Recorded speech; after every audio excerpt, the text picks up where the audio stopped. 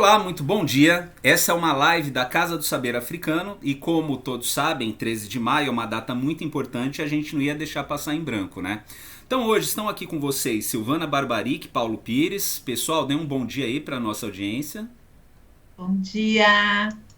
Bom dia, Si, bom dia, João, bom dia a todos. Sejam bem-vindos. Obrigado, bom dia Paulo, bom dia sim novamente. Então pessoal, hoje o que nós vamos fazer é uma live, né? A gente vai falar sobre a data 13 de maio, né? Uma data muito importante. Vamos discorrer se houve uma libertação de fato, né? Então é Sim. isso, nós vamos discorrer livremente pelos aspectos históricos, artísticos, legais, o que foi essa data, né? E eu gostaria sempre de começar fazendo uma introdução histórica, né? Se houve uma libertação dos escravos, o que foi isso? Você pode falar um pouquinho pra gente introduzir o tema? Sim. Bom, a Lei Áurea, aliás, esse nome é bastante interessante, porque significa ouro, né? Então, é como se a Lei Áurea, ela fosse, assim, um ouro, tesouro daquele período. E a Lei Áurea, na verdade, ela vai estabelecer, foi uma lei que tramitou no Senado, foi assinada pela princesa Isabel, e ela formalizou algo que já estava acontecendo, que era um processo libertário que já acontecia pela resistência e organização do povo escravizado dentro do Brasil e externamente pelas pressões que tanto a Inglaterra, mas outros países já faziam no sentido de pôr fim ao tráfico negreiro e, em decorrência, à escravidão. Perfeito. Mas, assim, João, é importante destacar com essa deixa da Si que o objetivo deles era colocar a mão de obra assalariada aqui, né? Não era só por conta da abolição da escravidão. E importante, João, destacar que nessa data, 13 de maio de 1888, às 15 horas, quando a princesa Isabel assinou essa lei dita que é para libertar os negros, ela, na realidade, fez com que nós tivéssemos um day after, o dia do abandono que a gente luta contra ele até hoje. Perfeito. E por que eu acho importante falar um pouco do dia do abandono, né? Porque é o seguinte, muita gente pensa, e é assim que se ensina às crianças da escola, né? Que parece que houve uma libertação dos escravos e aí todo mundo vai poder viver feliz em igualdade e a gente sabe que isso está longe de não ser a verdade, né? O que o Brasil fez foi criar uma política oficial para trazer, por exemplo, muitos europeus, né? Então o trabalho assalariado não foi reservado para os negros, muito pelo contrário. Os assalariados que vieram trabalhar nas lavouras de café em outros lugares foi incentivado pelo governo, portanto foi uma política pública de assalariamento para pessoas brancas europeias. É uma coisa da gente perguntar, não havia mão de obra no Brasil? Havia uma mão de obra aqui que não foi aproveitada. Isso é uma coisa que pouco é dita, se é que é dita nos bancos escolares. Por isso que eu acho que é importante a gente dizer essas coisas, para as pessoas entenderem por que a gente reproduz esse modelo. Por que no Brasil o negro ainda é associado à vadiagem, à vontade de não trabalhar, como se tivesse sido dado a ele a oportunidade. Eu queria até aproveitar para colocar para se falar um pouco para a gente sobre isso. E aí, Cê? Eu só queria fazer um passo atrás, antes dessa questão que vocês colocam que é muito importante, é que, já que o dia 13 de maio, né, a gente já passa, neste momento, por um repensar essa data, eu acho que é importante colocar que, ao longo desse processo histórico no Brasil, que a gente está revendo, repensando algumas datas que entraram para a história oficial como sendo definitivas, é entender que esse 13 de maio ele tem um elemento que a gente precisa desconstruir, que é muito complexo, que é a ideia de que quem dá e quem tira a escravidão é a mesma classe. Isso é uma coisa importante. É como se toda a historicidade e a resistência dos escravizados, ela é apagada. E uma caneta, né, um documento né, é que define a libertação. É bom lembrar que veio para o Brasil quase 5 milhões de pessoas escravizadas. E que a princesa Isabel, ela formalizou, né, a abolição de 700 mil. Logo, há um número aí de pessoas que ou morreram ou buscaram e conquistaram, por vários mecanismos de resistência, repito, a sua própria libertação.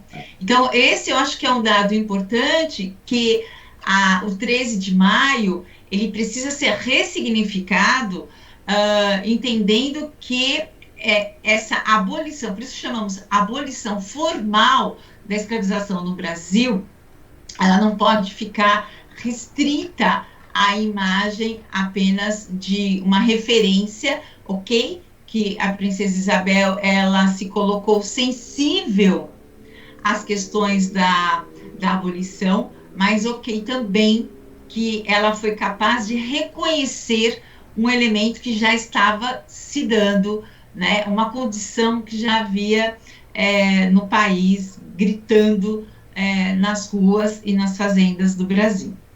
Sim, e João, aproveitando essa deixa, o que acontece?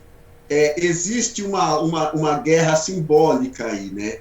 Então, o que é importante a gente frisar nesse 13 de maio?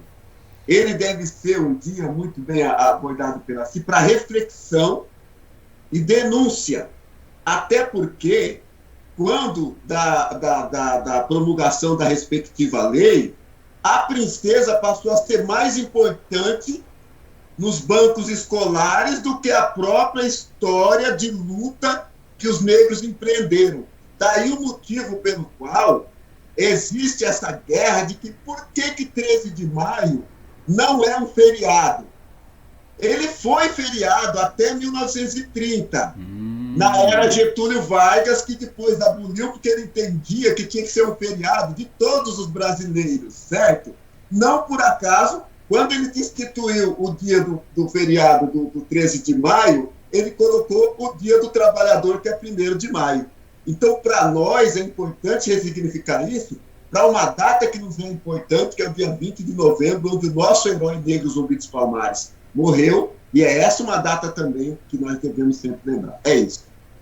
E eu acho importante realmente a gente discutir, porque, de fato, é o que a Se falou, nos dá uma ideia, né, e é assim que as crianças aprendem na escola, que foi algo concedido aos negros, né, parece que foi de muito boa vontade, uma princesa boazinha. É claro que ela tem o mérito de assinar o documento, mas a gente tem que entender que a história é sempre muito mais profunda do que essa superfície que é colocada.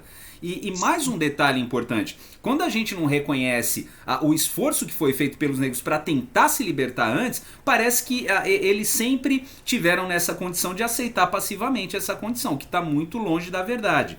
E se a gente lembrar do contexto histórico, o Brasil naquele momento vivia um momento historicamente falando em que a monarquia era muito contestada, tanto que um ano depois o Brasil muda o seu regime, né? Nós passamos a ser uma república, então havia um apelo muito forte de vários setores para que de fato a escravidão acabasse, né? Esse ancien regime que a gente tinha no Brasil, ele vai desmoronando, e ali foi um dos últimos momentos que a monarquia viu, de repente, de deixar algum legado. Eu acho importante a gente discutir isso, né? As conquistas não vêm à toa, né? Elas vêm em todo um contexto anterior. Eu acho que é muito importante a gente voltar nisso tudo.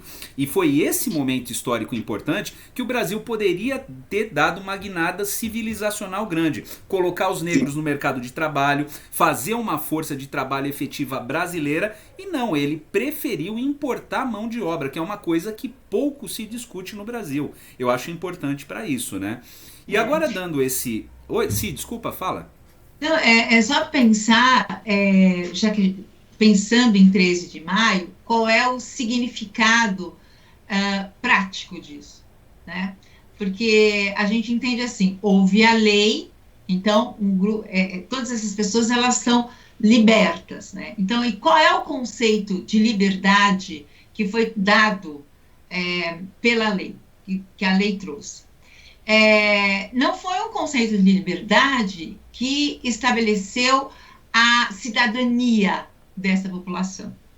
Não foi um conceito de liberdade que estabeleceu o ingresso ao mundo do trabalho assalariado. Não foi um conceito de liberdade que estabeleceu o ingresso à educação. Então, esses elementos todos, né, eles têm que ser repensados quando a gente vai trabalhar o 13 de maio como a lei, né? É uma lei de um parágrafo. Sim. É uma lei que trata apenas da liberdade do corpo. E o corpo, mais uma vez, visto apenas, o corpo negro, visto mais uma vez como apenas a condição que serve, a condição mínima para exercício de um trabalho. Qual é a identidade que esses homens e mulheres, né, têm, possuem? Isso não é discutido na lei. Então, esses elementos todos vão desembocar em uma reflexão que a gente costuma fazer, que é o que foi o 14 de maio de 1888 para todas essas pessoas. E aí eu já estou... E aí, isso é uma coisa importante, né? São pessoas, não são apenas corpos. Então, eu acho que o 14 de maio inicia uma luta que a gente tem até hoje, né? Uma luta severa para estabelecimento da identidade, da história, do valor dessa população. Ô, João, sim. Fala, Paulo. Esse The Day After que a Si está comentando, que foi, na realidade, um abandono, ele não resultou, como diz lá no portal do GLE10, num artigo muito interessante, na liberdade e na dignidade dos milhares de negras e negros humilhados no curso da história de centenas de anos de escravidão. Daí o motivo pelo qual nós fomos deixados à margem da sociedade, entendeu? Não, tá perfeito, Paulo, porque a ideia é um pouco assim, né, ó. Agora, vocês são livres, se virem, né? Fiquem à vontade para vocês fazerem. Quando, na verdade, quando a gente está falando de cidadania, é o estado da condição de estudo, de trabalho, de perspectiva, de dignidade, que é o que o Estado brasileiro, infelizmente, continua a fazer até hoje, né? Muitas vezes de maneira camuflada, muitas vezes de maneira velada, mas é isso que a gente está dizendo. O negro não foi inserido em toda a sua dimensão no conceito de cidadão. E o mais incrível, e eu volto a dizer, isso é importante para a gente entender muita coisa. O governo incentivou a que outros povos viessem, dando-lhe esse status de cidadão. Nada contra, ótimo, que venha ao mundo para formar o que nós somos em essência nessa civilização misturada. Agora, os negros foram desatendidos. Bom, se vocês estão livres e fiquem à vontade, agora vocês se viram. Quer dizer, esse contexto explica muita coisa. Se falou uma coisa muito interessante, que eu sempre discuto, que é a questão da corporalidade, né? Se fala muito de espaço de reconhecimento e corporalidade. Sempre que nós vemos um negro se destacar em algum aspecto corporal, nos esportes e tantos outros, isso é absolutamente aceito e normal na sociedade. Quando o negro se destaca pelo aspecto intelectual, já há um estranhamento. Isso não pertence a ele. Eu fico pensando, o que se destinava ao negro durante a escravidão era a exploração da sua força corporal. E parece que isso ainda é autorizado e reconhecido nele. E quando o negro se destaca por um outro aspecto, já há de cara um estranhamento. Opa, ele está ocupando um espaço que não é dele. É muito estranho. Então nós continuamos, essa sociedade brasileira de 2021 continua reservando ao negro determinados espaços, né, e determinadas perspectivas, né, dentro dela. E é por isso que nós continuamos dizendo que o negro ele faz parte da formação da identidade do brasileiro e ele é tão cidadão quanto até outro, por mais que alguns queiram tirar essa situação dele. Então eu queria discutir isso para vocês. Por que será que a sociedade ainda estranha tanto o negro em determinadas posições? Olha, João, e se você foi muito feliz na abordagem quando se há uma visão histórica de que o negro ele tem capacidade apenas para algumas funções que não sejam eminentemente de ordem intelectual. Você vê o negro em posições, normalmente, que ele tem que fazer exercício da força, e não o exercício da intelectualidade. Após esses 133 anos, nós temos esse legado histórico, cultural, que faz com que a percepção da sociedade, em muitos momentos, seja somente sobre essa ótica corporal, entende, João? E, por conta disso, ainda existe aquele estigma que os negros saíram das senzalas para as sarjetas, ou dos porões dos navios negreiros para os porões das casas, porque as funções que eles ocupam é de pedreiro, não desvalorizando as profissões, ele é vigia, ele é segurança, coisas dessa natureza, sempre serviços de subserviência e não ligados à intelectualidade.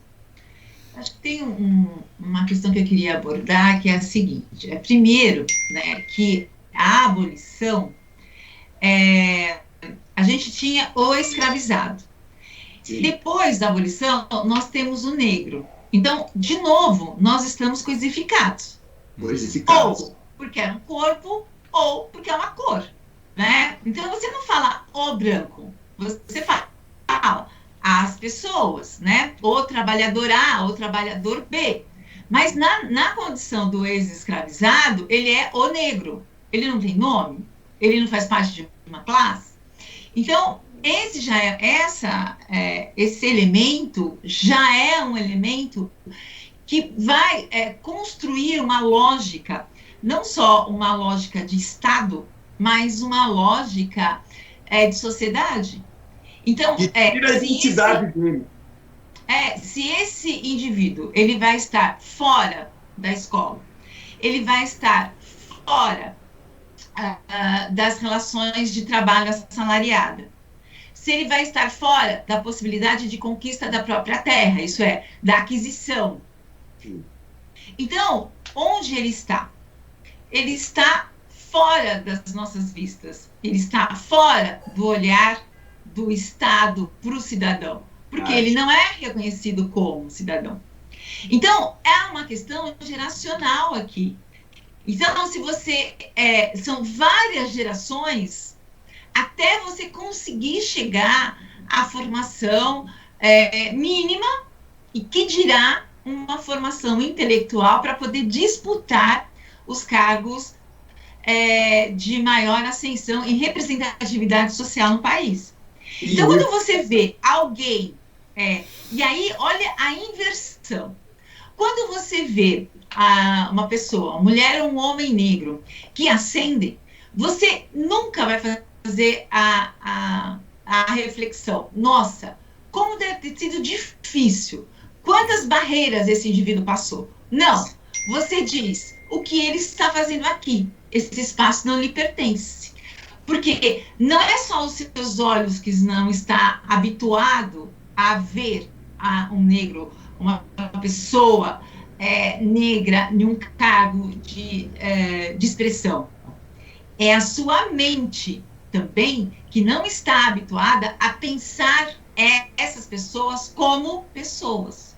Então, o que a gente está vendo, por mais que já tenhamos avançado, é ainda, de forma ressignificada, uma coisificação da população negra no Brasil. Então, não é uma pessoa que ascendeu, que lutou, que rompeu as barreiras, né? É um negro que está ocupando espaço que, a princípio, para mim, não é o dele. Então, essas questões, elas são muito complexas e elas vão precisar aí de muitas reflexões como essas que a gente está fazendo.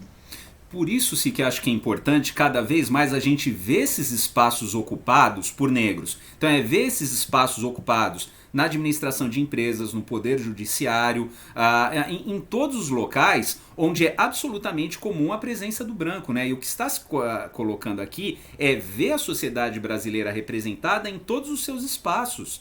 É isso que estamos discutindo. Porque se ainda é estranho e as pessoas até comentam quando veem um negro num espaço como esse, é justamente por não ser comum, e muitas vezes perguntam, puxa, mas o que ele teve que fazer para chegar até aqui? Muitas vezes até a ideia do mérito, que é tão discutida na nossa sociedade, é colocada como se o sujeito não tivesse mérito para isso, e o que ele fez para estar ocupando esse espaço, que é outra discussão grande no Brasil também. A meritocracia, ela tem que ser levada ao extremo aqui no Brasil. A gente tem que usar a mesma régua para comparar uma pessoa que subsiste na favela, numa periferia, e tem que primeiro pensar em estar viva para conseguir alguma coisa amanhã, com a mesma pessoa que tem uma condição escolar melhor, uma pessoa que vive num bom bairro, num bom espaço.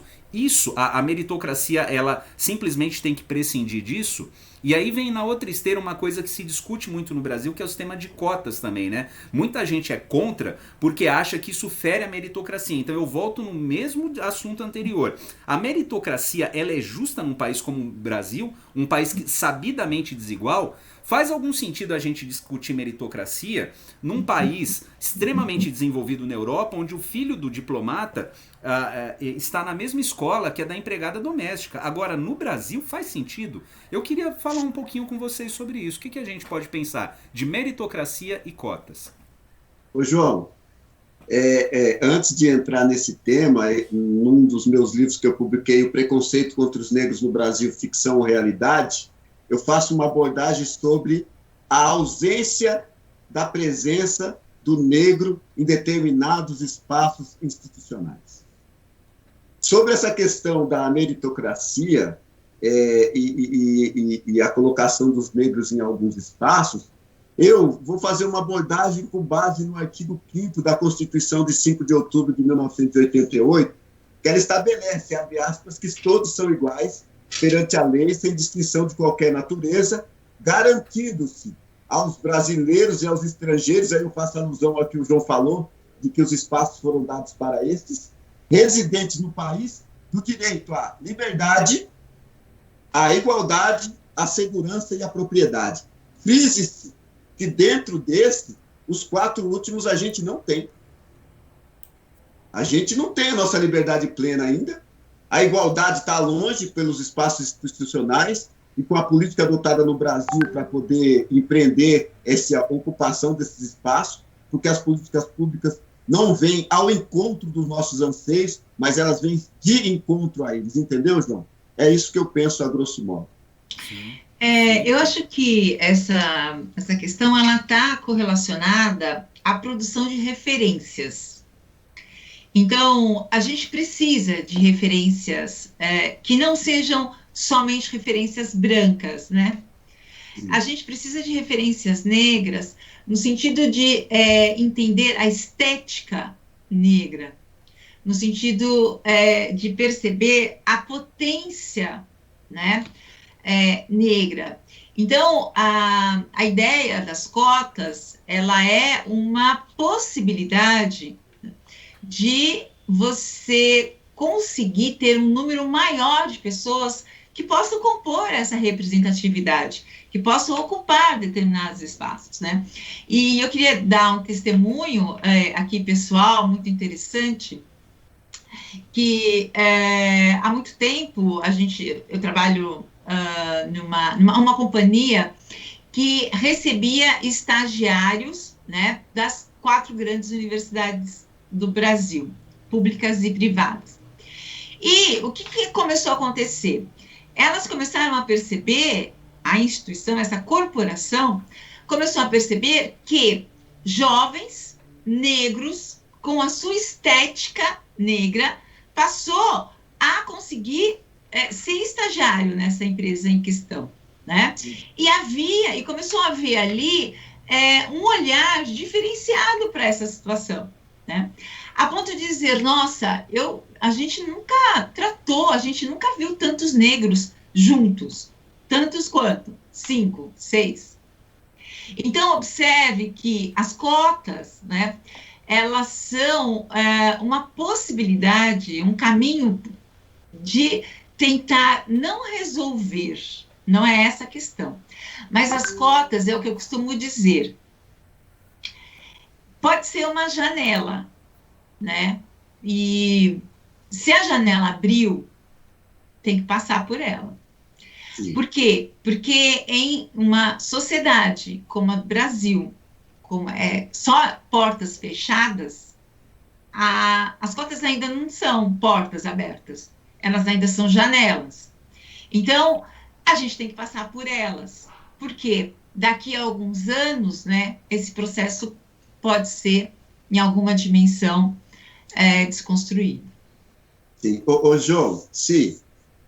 Fazendo uma conclusão sobre a questão dessa meritocracia e das cotas, fechando com a parte das cotas, um trabalho interessante dessa inclusão dentro das instituições para que nós possamos ocupar esses espaços vem lá da Faculdade Zumbi dos Palmares, onde as parcerias com as instituições bancárias, com as instituições empresariais, com esse meio institucional e empresarial do Brasil, é possível começarmos a ocupar esses espaços num aspecto mais intelectual. E quando assim fala de que nós devemos aproveitar essa janela, é porque certamente pode ser que em algum momento essa janela não vai estar mais aberta. E aí, inclusive por vários tipos de pressões, para que nós possamos galgar esses espaços institucionalizados. Até porque, Paulo, eu acho que a gente tem que entender o seguinte, a verdadeira pressão, o contexto de 2021, a gente está a todo momento, né, retomando 1888 e é muito importante a gente relembrar os fatos do passado para entender por que nós somos o que somos na presente data. Agora, 2021... há uma janela, já que a gente está usando muito esse termo, bastante diferente do que a gente tinha lá, graças a Deus, né? Hoje em dia ninguém discute mais, pelo menos seriamente, questão de escravidão. Nenhum país civilizado no mundo sequer pensa nisso. Por quê? Porque a humanidade já superou isso. São etapas civilizacionais. Hoje em dia, muito do que se tem feito é pautado pelo mercado, que aliás é uma boa discussão, se isso é bom ou não. Mas o que as empresas já perceberam? As empresas já perceberam que o brasileiro quer se ver representado, ele está cansado de ver um padrão de família sueco, escandinavo, que não conduz com a realidade brasileira. Ele quer ver negros, mulatos, orientais, indígenas, que formam o seio da família brasileira, além dos brancos escandinavos, claro, também. Mas assim, essa pluralidade está abrindo espaço para um outro olhar. E quando as empresas começam, por meio de propagandas e outros meios, colocar o negro em evidência e começa a mostrar que além de um consumidor ele é parte da sociedade brasileira, eu acho que há um caminho para mudança, né? Eu espero que a coisa seja muito maior do que isso, mas de alguma maneira o mercado ele começa a perceber que o negro ele não só é uma figura importante como elemento de venda, mas ele é consumidor também, ele precisa adequar o seu produto. Então eu acho isso importante para entender que os negros têm sua especificidade, os negros querem se ver representados e a partir de agora, quem não olhar com esse detalhe, né, a diversidade brasileira, começa a ficar para trás. Eu acho isso ótimo, porque é o que nos representa a diversidade, né? Tem um detalhe que foi feito um levantamento onde a economia teve uma certa sustentabilidade por conta das comunidades, que movimentou bilhares de reais no período da pandemia. Entendeu? E quando você fala com muita felicidade, a comunidade hoje ela quer se ver representada não no padrão europeu, ela quer mundo real. E as empresas que não se adaptarem não terão esse mercado. Não é por acaso que agora você vê alguns comerciais de algumas grifes cosméticas enfatizando com pessoas, com alguns artistas ou artistas negras e negros. Exato. E eu volto a dizer, Paulo, as empresas elas estão começando a se abrir e perceber o seguinte, não é apenas uma questão de estética que a gente está falando, é um pensar. É um conhecimento que muitas vezes elas nem fazem parte, que existe, que é gerado e pode ajudar a transformar a sociedade, né? Quem não conhece a realidade de uma comunidade, por exemplo, se espanta ao ver como aquelas pessoas se ajudam dentro da comunidade. A pessoa que tem sobrando um copo de de açúcar, ela empresta para o seu vizinho que depois retribui com um copo de café, e essas sociedades vão se vivendo numa rede de solidariedade gigantesca, né? As pessoas não imaginam a economia colaborativa que existe dentro de uma favela, né? Onde as pessoas fazem verdadeiros mutirões frentes para terminar uma casa, para encher uma laje no final de semana, e dali depois eles fazem as suas festas. Enfim, é uma realidade muito diferente para muita gente que só associa, por exemplo, os espaços de comunidade a crime e violência. Nada mais distante disso. O que a população brasileira começa a perceber é que esses espaços que são estigmatizados, a cor que é estigmatizada, o jeito de ser que é estigmatizado, não condiz com o que é o brasileiro. E graças a Deus que a gente tem uma abertura para mais pluralidade, para entender que, afinal de contas, ou a gente supera esses olhares,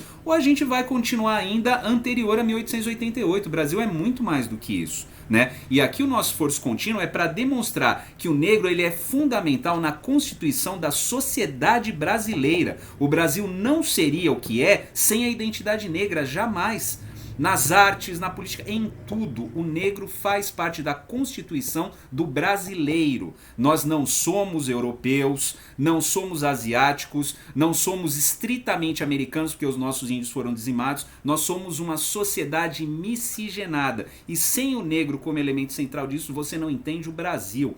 Muita gente ou tem dificuldade para entender isso, ou não quer aceitar, o que é outra coisa. Mas a CASAF está aqui para demonstrar a importância do negro na construção da identidade do brasileiro. É isso que nos faz sermos diferentes. Eu acho que isso é importante dizer. E não digo celebrar 1888, mas ter isso como uma tomada de consciência para entender quem nós somos. Eu acho isso fundamental, né? Enfim. Eu queria destacar uma questão que é a seguinte. Nós temos por trás, né, desse movimento que a gente está identificando aqui pelas falas, né, de ingresso do negro nas campanhas publicitárias, né, no mundo do consumo, do mundo do capital, essa relação do capital com essa população, ela precisa ser investigada, né? Porque é fato, nós estamos vendo isso. Agora, há uma relação não muito lógica do capital quando ele sempre tratou no Brasil, principalmente falando em termos de Brasil, a população negra como uma população que não tinha acesso a consumo, ou determinados consumos, né? Quando, na verdade, não, né? Quando, na verdade, ela veio produzindo isso. Então, eu só queria deixar registrado que o que o capital faz? Ele olha, na medida em que ele identifica, né, que há uma classe ou um segmento que pode fazer com que ele se reproduza, aí ele se atenta a essa classe, não é o inverso. Outra questão que é importante é que esse grupo, né, que hoje consome, que se constituiu numa classe, eu vou colocar entre aspas aqui, uma classe média, mais composta pela população negra, é uma classe que, primeiro, você vai ver, ela teve em alguma dimensão acesso a algum tipo de educação, né, e, portanto, passou a ter uma atividade profissional ou uma atividade laboral com uma remuneração mais condizente, né? Vamos colocar dessa forma. Mas, sobretudo, a gente não pode esquecer que a gente já vem no Brasil, né, lutando, os movimentos já vêm se organizando, já vêm se posicionando de uma longa estrada. Então, quando a gente pensa em uma classe, em um grupo de pessoas que ascenderam, grupos de negros, a gente está pensando ainda em um segmento que não é tão expressivo, se a gente for tirar como base a população negra no Brasil.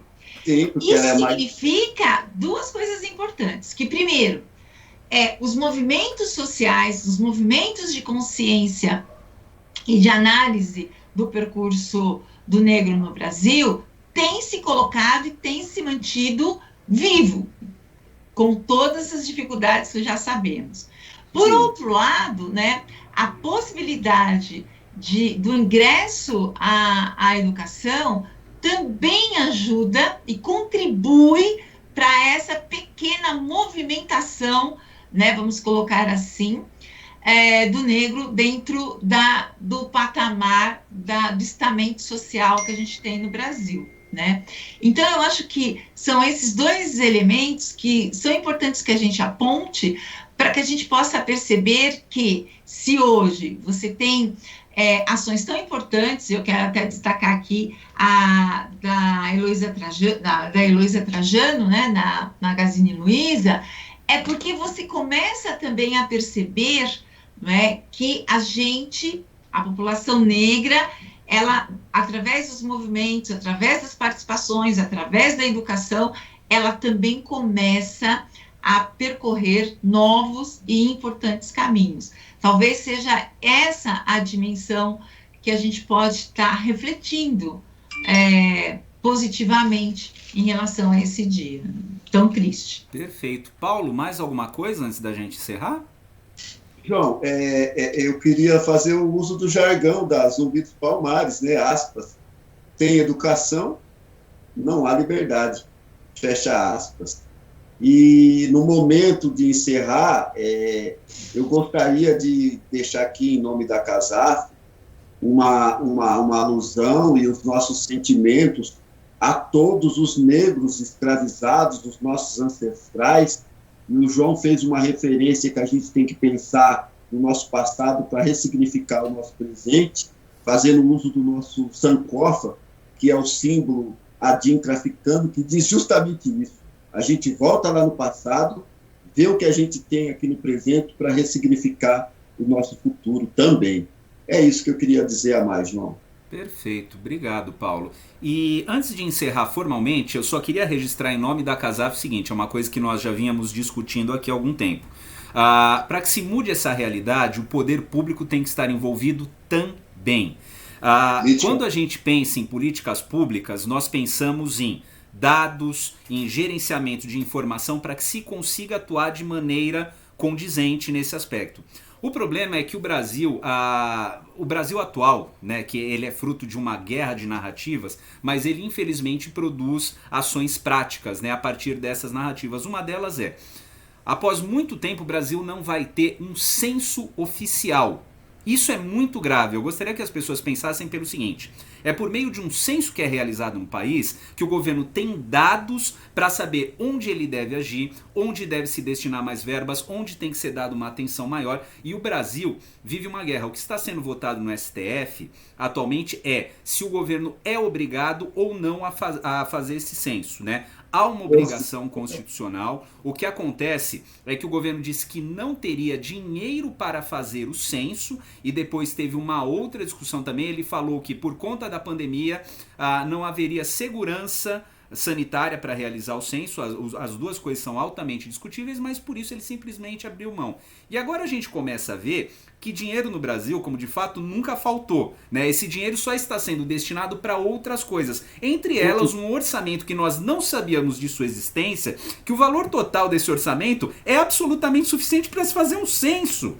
É um orçamento sem fiscalização, que é dado de maneira discricionária para apoiadores do governo. Enfim, eu acho que a gente precisa discutir seriamente o que se faz com dinheiro nesse país. O que é mais importante para o Brasil? Verba discricionária para alguns decidirem fazer ou dinheiro para o censo? Enfim, eu bato nesse ponto para mostrar que a gente só vai conseguir agir de maneira prática se soubermos onde esse dinheiro tem que ser aplicado. Enfim, e vamos chamar a atenção da nossa audiência também em breve.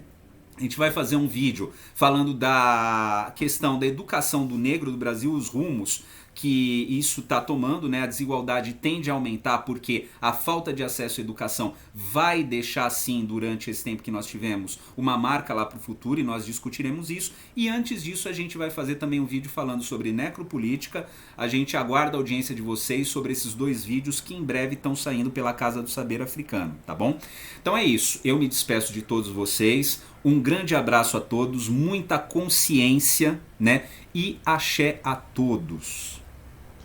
Eu quero me despedir também dizendo para todos, né, que não há o que se envergonhar do nosso passado. Ele é um passado de luta, ele é um passado de resistência.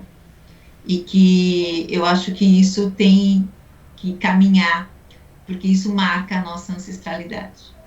Axé. Axé.